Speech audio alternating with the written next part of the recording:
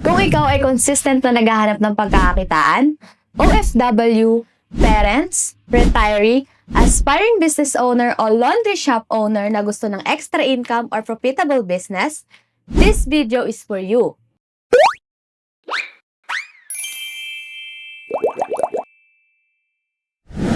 Welcome back to our YouTube channel, Extreme Blooms Corporation, the #1 DIY home care negosyo provider in the Philippines.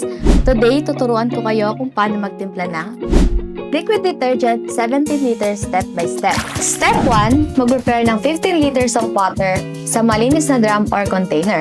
And also, kakailanganan din natin ng PVC pipe or anything na malinis na pwede nyong panghalo. So, sa loob nitong kit, meron na siyang procedure or instructions kung paano nyo siya titimplahin. So, step 2, ilalagay natin yung S-less. Idagdag ang S-less at haluing mabuti hanggang tuluyang matunaw. Ito ang ingredient na tumutulong para magkaroon ng magandang bula ang ating detergent.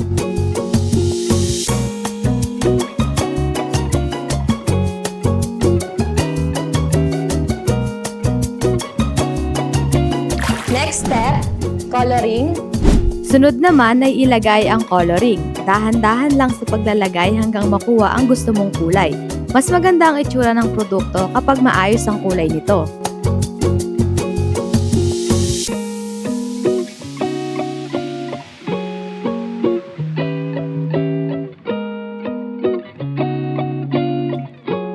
Step 4, EDTA. Idagdag ang EDTA at haluin. Ang EDTA ay tumutulong para mas maging epektibo ang detergent dahil nililinis nito ang tubig mula sa mga minerals na maaaring makaapekto sa performance ng sabon.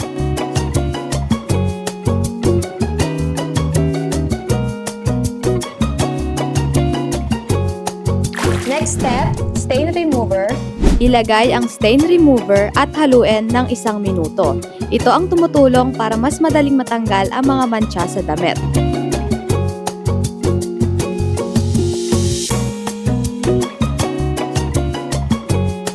Step 6, thickener.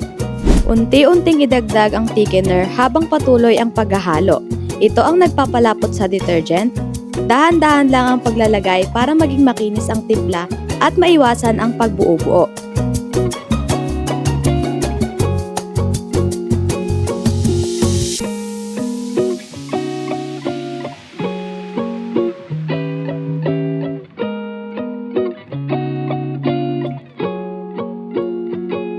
Step 7, scent. Idagdag ang scent at haluin ng 1 minuto.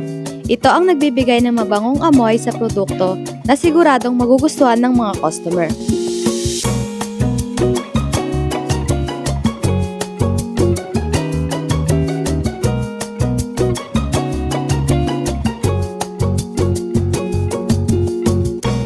Step 8, preservatives.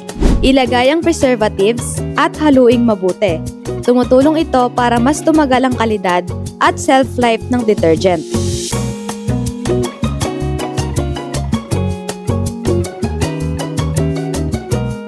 Step 9, foam booster. Idagdag ang foam booster. Ito ang nagpapaganda at nagpapatagal ng bula ng detergent habang ginagamit.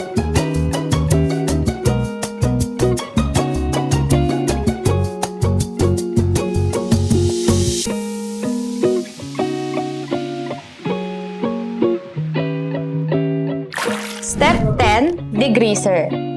Sunod naman ay ang degreaser. Ito ang tumutulong sa pagtanggal ng sebo, mantika at iba pang matinding dumi sa damit.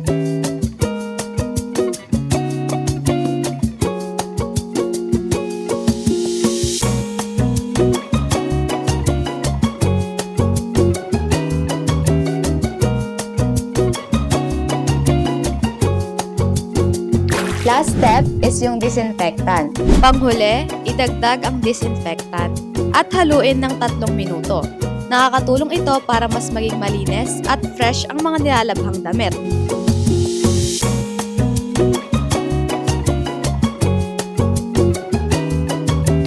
Pero bakit nga ba magandang inegosyo or ibenta itong liquid detergent? Hindi seasonal, madaling ibenta, pang personal use, at high quality, kaya perfect pang negosyo, at automatic babalik ang customer mo. Kaya naman message us anytime or after this video. So going back mga ka-extreme, tapos na natin timplahin yung liquid detergent, kaya naman tatakpan na natin siya at i-rest na natin for 24 hours. 24 hours later. So after 24 hours na pagre-rest niya, ganito na siya kalapot, maganda na yung result, and sobrang bango niya. Ngayon naman, isasali na natin siya sa 1 liter bottles or sa kung ano man yung desired packaging ninyo. So since 17 liters yung tinimpla natin, meron tayo itong 17 pieces na bottles and 17 pieces na sticker. Ang liquid detergent ay isa sa mga produktong laging kailangan sa bahay. Kapag nasiyahan ng customer sa linis, bango at kalidad ng produkto mo, malaki ang posibilidad na bumili sila ulit. Hindi lang ito isang beses na bentahan, ito ay produktong may repeat customer at maaaring magbigay ng tuloy-tuloy na kita. Sa ganitong paraan, unti-unti kang makakabuo ng isang matatag at pangmatagalang negosyo. Ngayon, tapos na natin siya isalin sa 1 liter bottles. So ngayon, didikit na natin siya ng sticker. So dito sa Extreme Blooms, pwede kayo magbuga ng sarili nyong sticker labels ng sarili nyong brand.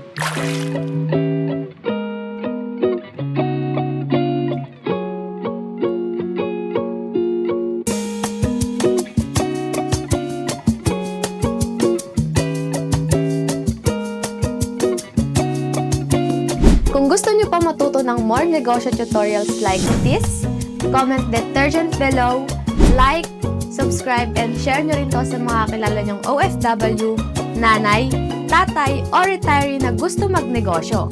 Extreme Blooms, the #1 DIY home care negosyo provider in the Philippines. Start small, build smart, think long term. See you sa next video mga ka-extreme!